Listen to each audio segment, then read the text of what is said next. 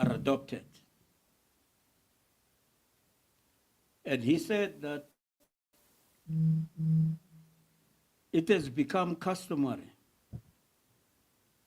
that at this moment of the summit, dear colleagues, we are all eager to leave for Bole Airport, which is the international airport in Addis Ababa, for your countries. And you leave your ministers and ambassadors behind to take decisions that you have agreed upon in our discussions.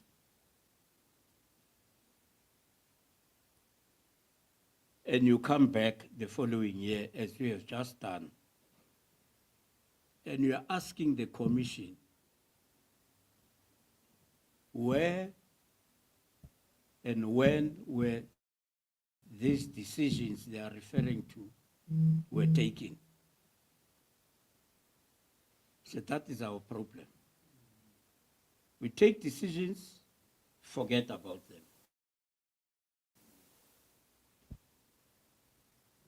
We go back to our countries, we don't report back to our people, we don't involve them in the implementation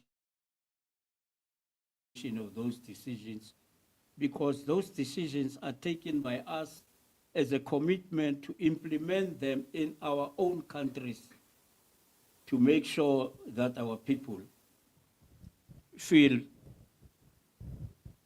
protected by the decisions that we take. I think it's a critical point that we always have to take into consideration, because otherwise the situation will continue to go on in the manner in which things are happening at the moment.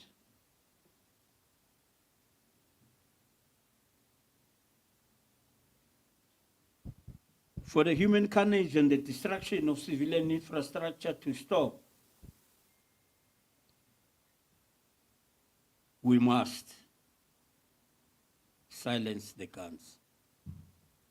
It sounds very attractive. It's a very good slogan to mobilize people to silence the guns. But how do we actually do that?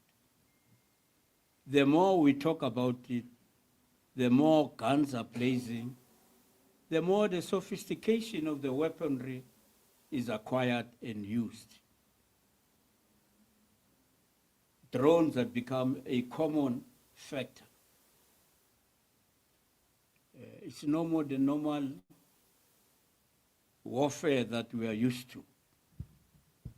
So we've got to another level, a very sophisticated level, where from a distance I can cause havoc and destruction.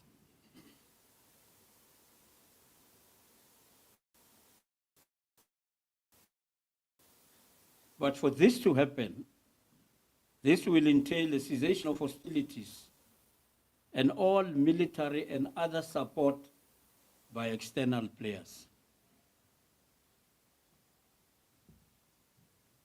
There can be no military solution to the conflict in Sudan. The sooner those who are engaged in armed conflict come to understand and accept this reality, the better for all of us and for them in particular. It is important to note that the Quad countries, Egypt, the United Arab Emirates, Saudi Arabia, and the United States, have made this call in their recent meeting in Washington. They convened a meeting in Washington last week and made this call. The 6-point plan and the principles they have agreed upon signals hope towards a coordinated and concerted effort. Because all of these countries, in one way or another, are part of fueling that conflict in the Sudan through their actions and inaction. So for them to emerge with that call and the 6 points plan that they have come up with, I think it's something that needs to be welcomed, because it gives us a basis for a push towards a concrete path to seriously address the situation of the Sudan. Indeed, with the envisaged consultations involving African and Arab countries and institutions, I suppose institutions here would mean the Arab League, the AU, including IGAD, the United Nations, and all Sudanese relevant stakeholders. We might just be approaching a renewed era towards ending the war. Because those diplomatic actions are very critical if they are to be honest and well-meaning. And it's the kind of consultations that will avoid some of the unilateral actions that we've seen being taken in order to address similar situations. So we cannot allow and afford, once again, decisions to be taken outside of the continent and be imposed upon countries in conflict, the continent as a solution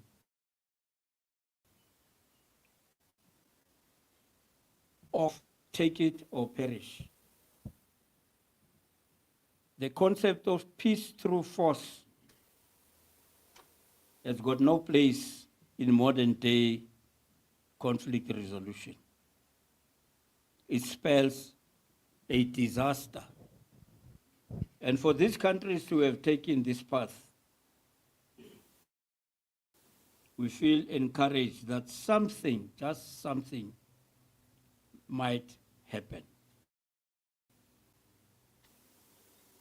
We also believe that the United Nations General Assembly at 80 will provide the opportunity for the leaders to consult and consolidate all the various initiatives currently underway.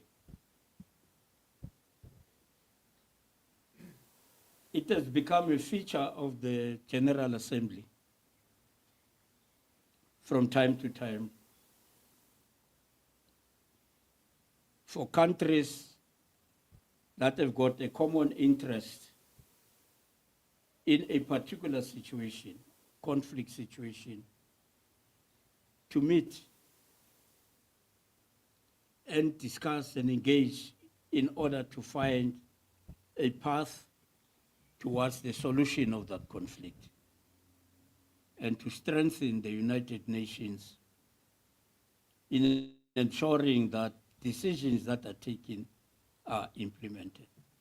It happens all the time. It will happen again this time. This meeting that took place in Washington signals that, because it says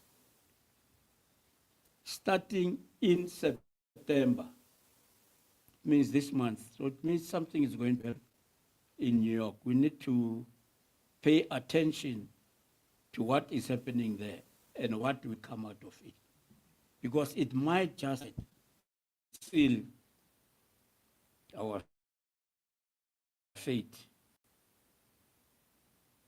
And that's why it is important to make sure that those who will be participating in such meetings, for the end of the day, peace will prevail in the Sudan. The sovereign and territorial integrity of that country will remain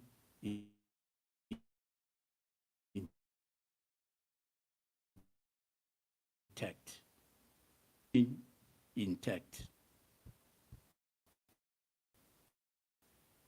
There is no way that petitioning of the Sudan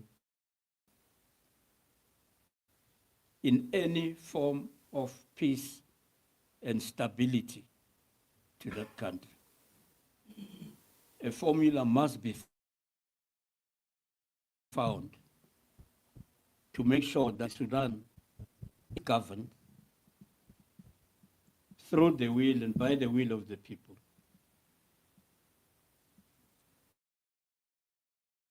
So that they can build and prosperity.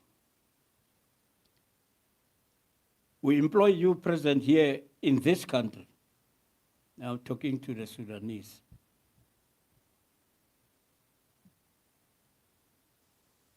to engage us as South Africans.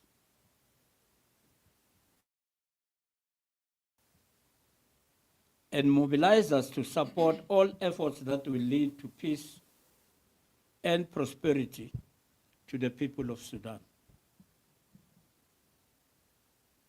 We have our own issues and problems, which you well understand. But that is no excuse for us not taking our rightful position in solidarity with the struggles of the people of the Sudan towards peace and prosperity. It is in our interest to do so. When South Africa was admitted to the Organization of African Unity in July 1994 in Tunisia, Nelson Mandela, in his acceptance speech, made the following paraphrasing: that South Africa will no longer be on the agenda of the OAU as a country that needs solidarity and support in its struggle for liberation against the inhumane apartheid colonial system.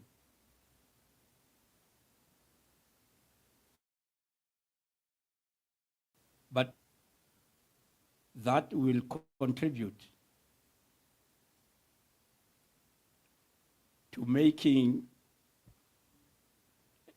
one that will be making a contribution towards solving the many challenges facing our continent.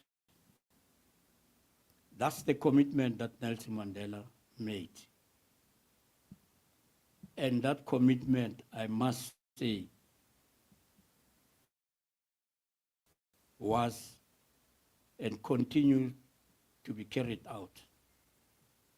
Although with some weaknesses that we observe these days, that not more attention is being paid to ensure that that commitment is fulfilled. So as